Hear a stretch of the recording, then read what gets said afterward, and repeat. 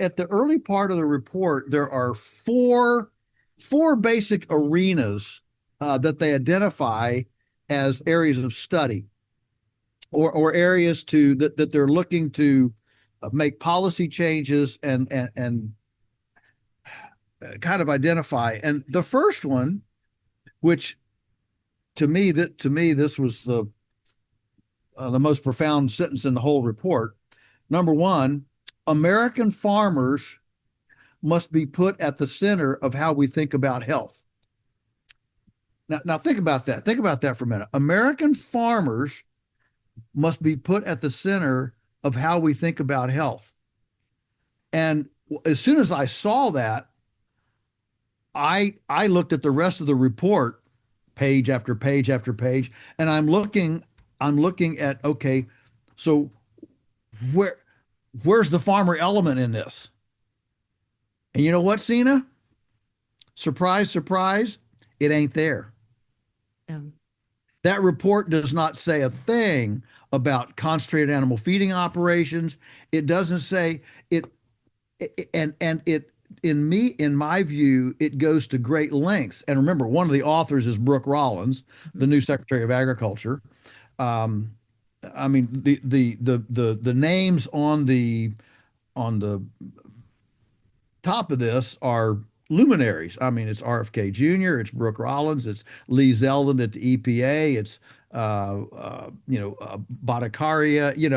It's these are luminary names, and and it was clear to me through the report that they jumped over hurdles to never even insinuate that there are good farmers and bad farmers.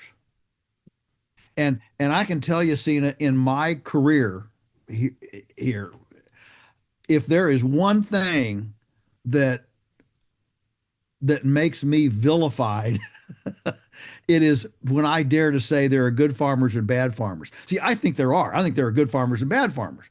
And I think failure to differentiate the two um, is just, well, it's not only it's foolish, it's detrimental. It's detrimental to the overall discussion of health. If we don't say there are good farmers and bad farmers, or I know that sounds personal. Good farming and bad farming. There are good farming protocols and bad farming protocols. If we're afraid to say that, we're forever on this treadmill or confusion of, well, what is health? And for this report to say American farmers are at the center, must be put at the center of how we think about health, I'm saying amen, preach it. But then I'm saying, well, but American farmers, as if, in other words, again, it's generic. All American farmers must be put, well, some should and some shouldn't. Some American farmers should be put at the center of how sick we are. you know, Yes. Not Yes. how healthy we are. And so to me, the glaring and obvious weakness in the report is failing to address good farming and bad farming. Yes. They did bring up the federal crop insurance programs, right? Mhm. The subsidies. I see a short paragraph on that, traditional field crops versus specialty crops, where they point out that historically the federal crop programs have primarily covered field crops like wheat, corn, and soybean, with much less support for fruits, vegetables, tree nuts, and nursery plants. And they pointed out the very small amount from the 2018 Farm Bill, 0.1%, that went for subsidies for fruit, vegetable, tree nuts, and support for organic foods. So they did point, at least they brought that up, right? Now, this isn't saying what they're going to do about it, right? That's to come later. But at least that, I was excited to see that at least that one paragraph was in the report. What are they going to do about it? We will find out, right? I think it's August. Is it August that we're going to find out? Like the prescription that comes out of this? Yeah, yeah. But you're right. I mean, aside from pointing that out, I I didn't see anything. And I didn't see concentrated animal feeding operations. That phrase I don't think is even in the report. Yeah. I'm searching it right now. Nothing comes up under. I don't think so.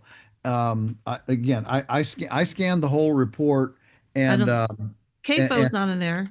yeah, yeah, and Yeah. so again, to fail to even mention that, knowing what I know about how the American Farm Bureau Federation and the ag industry pushes back, I can imagine Brooke Rollins sitting there.